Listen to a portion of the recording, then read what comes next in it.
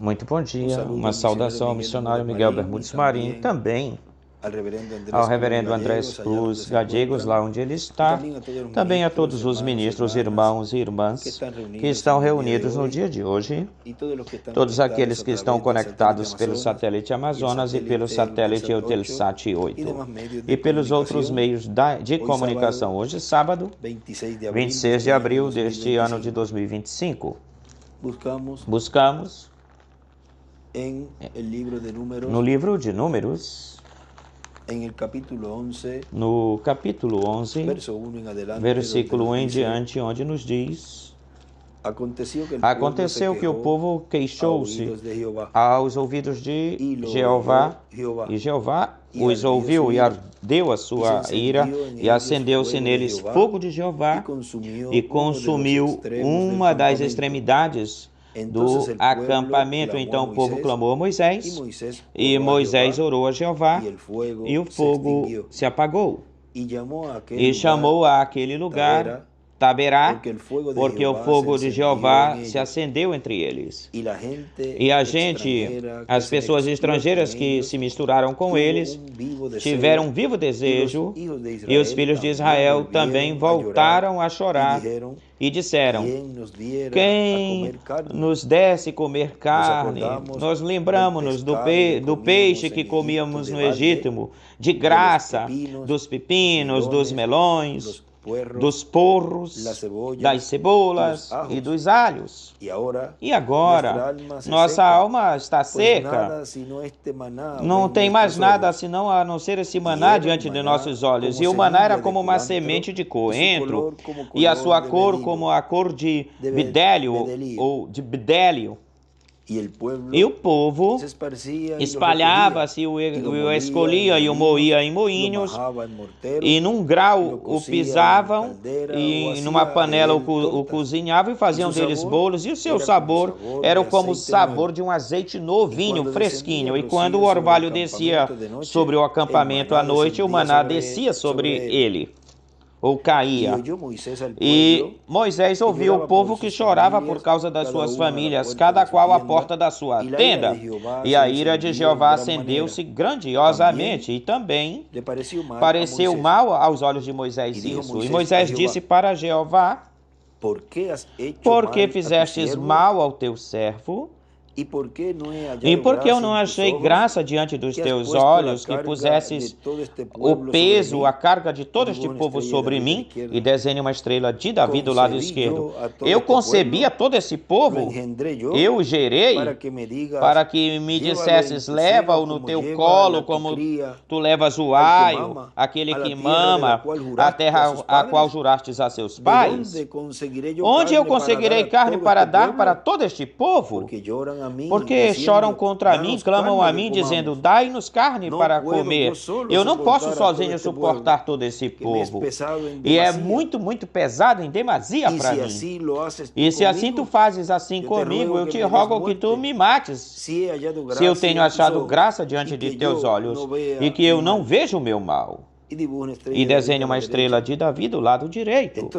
Então Jeová disse para Moisés: reúne-me 70 varões dos anciões de Israel, que tu sabes que são anciãos do povo, e os seus oficiais ou príncipes, e os trazes à porta do tabernáculo da reunião, e ali esperarão contigo. E eu descerei e falarei lá contigo, e tirarei do espírito que está em ti, e porei sobre eles, e levarão junto contigo a carga do povo, e tu não a levarás sozinho. E desenha uma estrela de Davi do lado direito. Mas ao povo dirás: santificai-vos para amanhã, e comereis carne.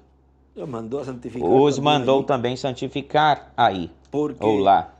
Porque haveis chorado aos ouvidos de Jeová, dizendo: quem nos desse de comer carne? Certamente é melhor, iríamos muito bem no Egito.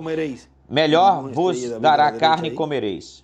Pelo que Jeová vos dará carne, comereis. Não comereis um dia, nem 2 dias, nem 5 dias, nem 10 dias, nem 20 dias, senão até o mês inteiro, até que vos sair pelas vossas narinas, e as enfastieis ou enjoeis dela, porquanto menosprezastes a Jeová que está no meio de vós, e chorareis diante dele, dizendo: para que saímos daqui do Egito? Então disse para Moisés, e disse Moisés: 600.000 a pé é o povo no meio do qual estou. E tu dizes: lhe darei carne, e comerão por um mês inteiro. Se vão degolar para eles ovelhas e bois, que bastem a eles, que sejam suficientes, ou seja, juntarão para eles todos os peixes do mar, para que se abasteçam. Então Jeová disse para Moisés: por acaso se encurtou a mão de Jeová? Agora verás se se cumpre a minha palavra ou não. E desenhe uma estrela de Davi do lado direito. E Moisés saiu e disse para o povo as palavras de Jeová. E juntou os 70 varões dos anciões ou anciãos do povo e os pôs em volta do tabernáculo ou da tenda. Então Jeová desceu na nuvem e lhes falou, e tirou do espírito que estava nele e o pôs sobre os 70 varões anciões. E quando repousou sobre eles o espírito, profetizaram e não cessaram, e desenha uma estrela de Davi do lado esquerdo. E tinham ficado no arraial ou no acampamento 2 varões chamados, um chamado Eldade e o outro Medade, sobre os quais também repousou o Espírito. Eles estavam entre os inscritos, mas não tinham vindo para o tabernáculo. E profetizaram no acampamento arraial. Vejam, esses estavam selecionados, eles foram selecionados inscritos, mas eles não foram até lá. Mas Deus os tinha selecionado através de Moisés. Já para Deus eram do grupo. Estavam inscritos por Moisés.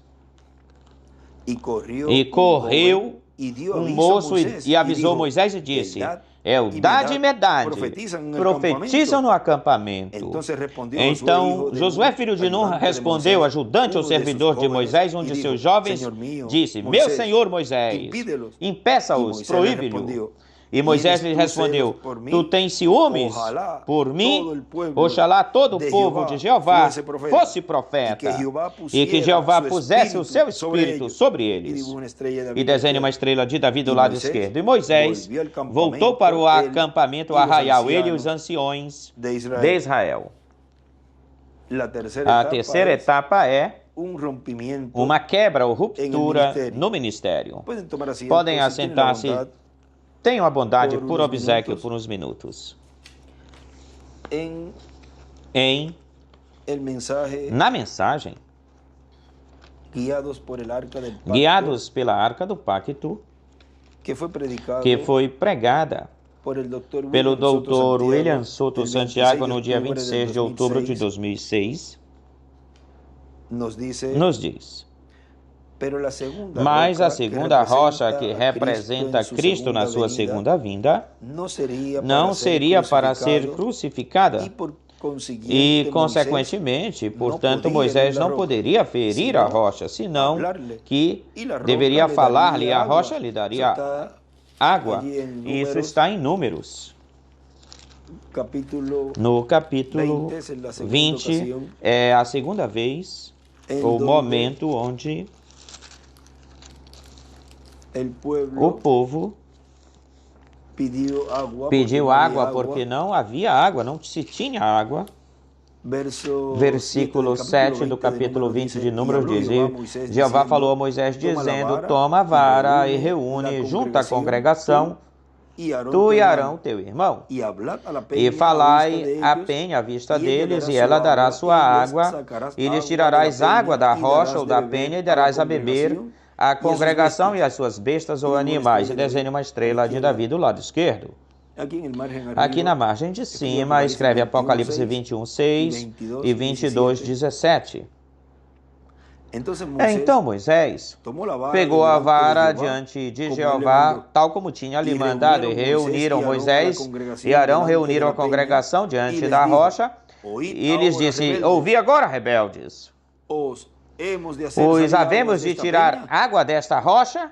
E ele escreve do lado direito aí, de pé na brecha, ou posicionado na brecha. Então Moisés levantou a sua mão e bateu a vara 2 vezes, e saíram muitas águas, e a congregação e suas bestas beberam. E Jeová disse para Moisés e para Arão: porquanto não crestes em mim para me santificar diante dos filhos de Israel. E aí desenha uma estrela de Davi do lado esquerdo, começando o versículo 12.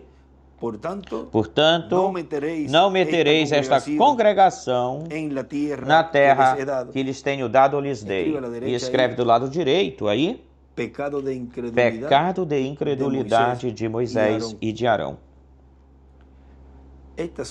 Estas são as águas da contenda, porque os filhos de Israel contenderam com Jeová e ele se santificou neles. As águas de Meribá da contenda.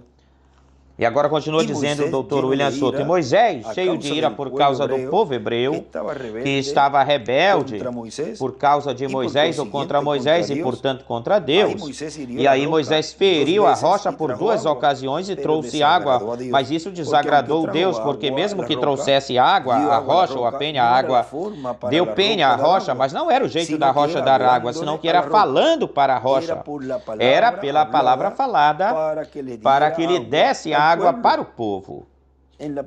Na página 123 do livro de citações, parágrafo 10.095 diz: Moisés, num tempo, ele desejava ver Deus, e Deus lhe disse que ele ficasse de pé na rocha. Moisés ficou na rocha e viu o Deus passando por aí. E viu as suas costas como as costas de um homem. E Deus estava no redemoinho. E enquanto Moisés estava de pé, parado na rocha, eu creio que vocês todos viram o retrato lá fora no outro dia. Nós estivemos juntos da mesma rocha. E aqui está essa luz, o anjo do Senhor. Aqui mesmo, onde Pat está de pé, posicionado. Aí está no boletim agora, de novo, novamente. Note isso. Jeová, YHWH, ele escreve, o Jeová do Velho Testamento é Jesus, e escreve YHWH em cima de Jesus. É Jesus do Novo Testamento. Ele é o mesmo Deus, apenas trocando a sua forma. E do lado direito desenha uma estrela de Davi, para cima escreve a luz, o anjo. E em cima do parágrafo escreve: Moisés desejava ver Deus e viu as suas costas. Agora, olhem vocês aqui, Moisés feriu a segunda vinda do Senhor. Ele mesmo se bateu, golpeou-se. Houve uma quebra, uma ruptura até mesmo do seu ministério. Porque, olhem, na página 13A do parágrafo 127, ele nos diz aí: ele prometeu lá que você conheceria os segredos do coração. Agora, a terceira etapa é justamente uma quebra, uma ruptura no ministério. Agora, eu não vou tomar tempo para pegar isso, porque eu creio que não devo fazer isso, ou fazê-lo. E ele escreve aí em cima: a terceira etapa é igual ruptura ou quebra no ministério. Ruptura.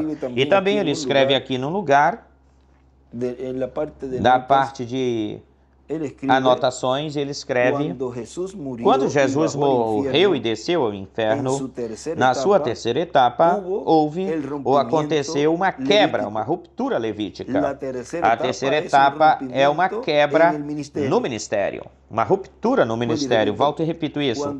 Quando Jesus morreu e desceu ao inferno, na sua terceira etapa, houve uma ruptura levítica. A terceira etapa é uma ruptura no ministério. Agora continua dizendo aqui, O doutor William Souto Santiago diz, por essa causa ou motivo, Deus encheu-se de ira contra Moisés. Ele falou que ele não entraria na terra prometida. Através de Moisés estava se estabelecendo os tipos e figuras da vinda do Senhor, e aquilo que aconteceria na sua primeira vinda e do que aconteceria na sua segunda vinda. Portanto, Moisés ali, ferindo a rocha por 2 vezes ou ocasiões, tipifica ou representa o mundo religioso que se levantará contra da segunda vinda do Senhor. E lhe será contado isso como uma crucificação. Lhe será contada para essa rebelião contra a segunda vinda de Cristo, será contada como uma segunda crucificação. E isso não será uma crucificação física, senão que será uma rebelião, onde falarão mal ou contra da segunda vinda de Cristo. Então, agora cabe a outra pessoa entrar na terra prometida com o povo. E Moisés pergunta para Deus, quem será? Ele pede que coloque a uma pessoa, coloque um homem para que seja o líder do povo. Para que o povo não seja como ovelhas sem pastor. Tem um escrito onde... Em uma caderneta onde ele escreve, Moisés saindo do Egito com o povo hebreu para ir até a terra prometida. Josué continuou a obra.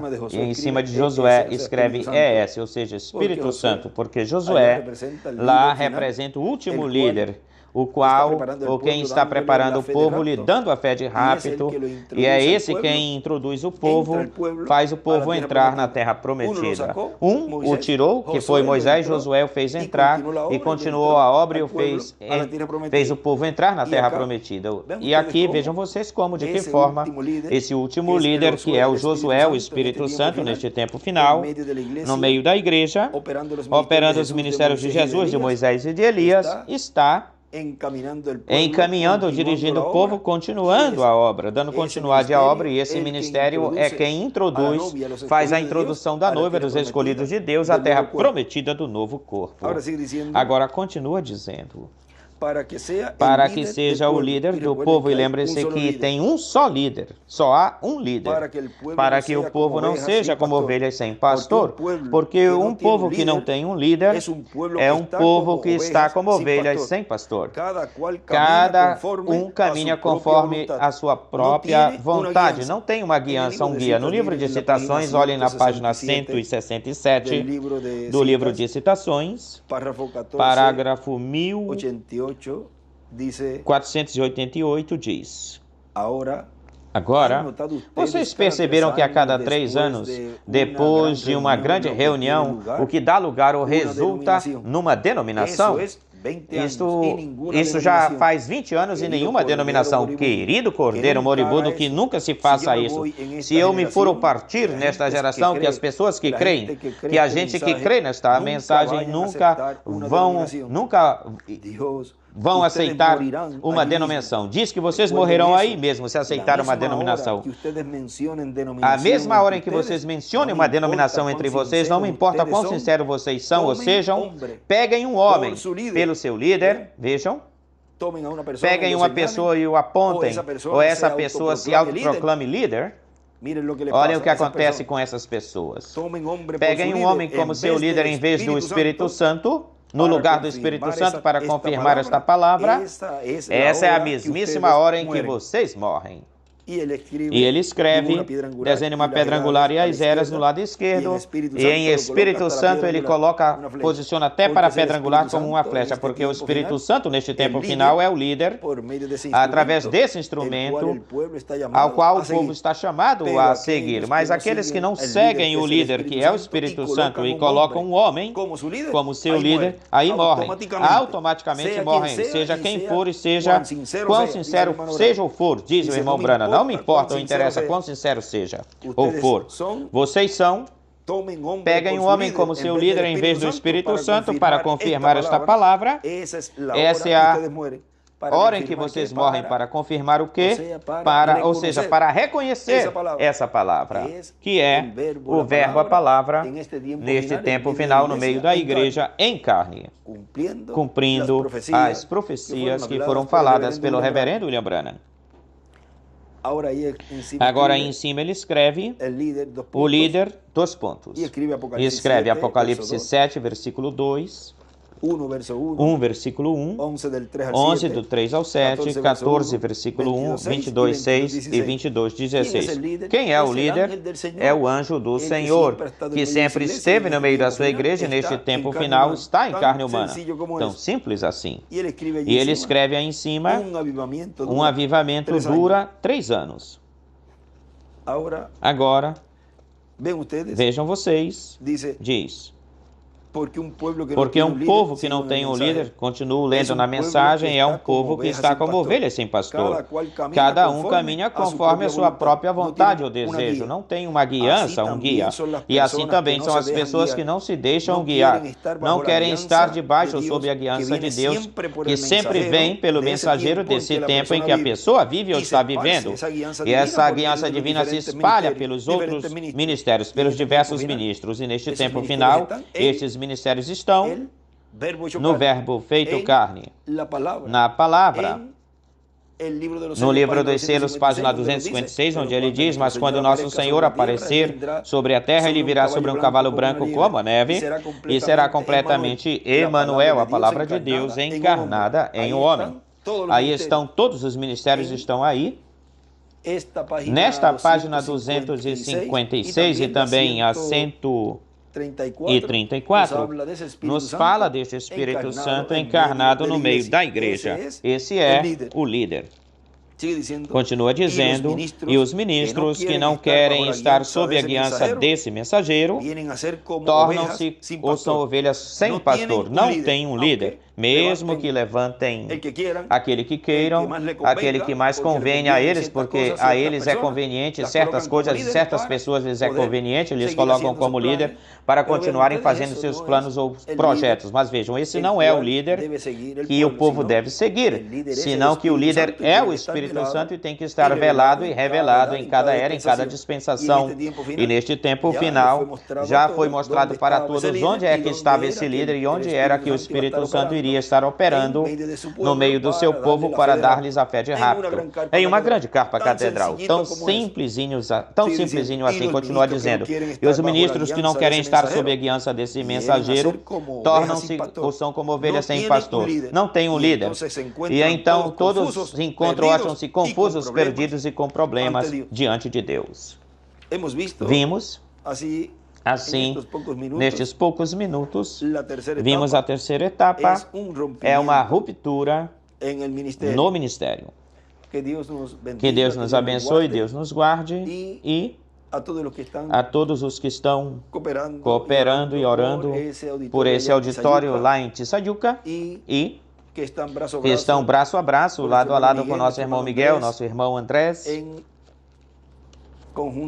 juntamente com o pastor de lá, nosso irmão Rubem, reverendo Rubem, lá de Tiçayuca, que Deus continue provendo tudo o que precisam para tanto em materiais como mão de obra e tudo o que se precisa para brevemente ter esse lugar. Eu estive falando com o nosso irmão Andrés e esse salão abarca, tem muito trabalho, vai durar todo este ano e também uma parte do outro ano, ou seja, que tem muito trabalho lá. Nós estivemos falando sobre, já para o ano que vem certamente já estará finalizado, culminado, mas isso nosso irmão Andrés é quem estará indicando, nos falando. Ele já esteve por lá também e vendo quais são os materiais que ele tem, qual é o trabalho que falta e todas essas coisas. Assim que nós já estaremos anunciando cada vez que o tempo vai passando, avançando, como é que vão os adiantamentos lá. Isso caberá ao irmão Andrés, que ele vai nos anunciando, nos dizendo como vão os trabalhos, os avanços do trabalho. O que é que se precisa, qual é a parte que precisa de um empurrão para avançar, tê-lo mais rápido possível esse local. E quanto mais rápido for, se faça, mais rápido estaremos por lá. inaugurando esse local. Mas já falamos que este ano, por causa da grandeza, magnitude, tudo que se vai ampliar, vai durar todo o ano esse trabalho, e uma parte do outro ano. Ou seja, aqui é um auditório muito, muito grande, gigantesco. Seria o segundo maior lá do México. Aqui da igreja, dos irmãos, seria como o segundo.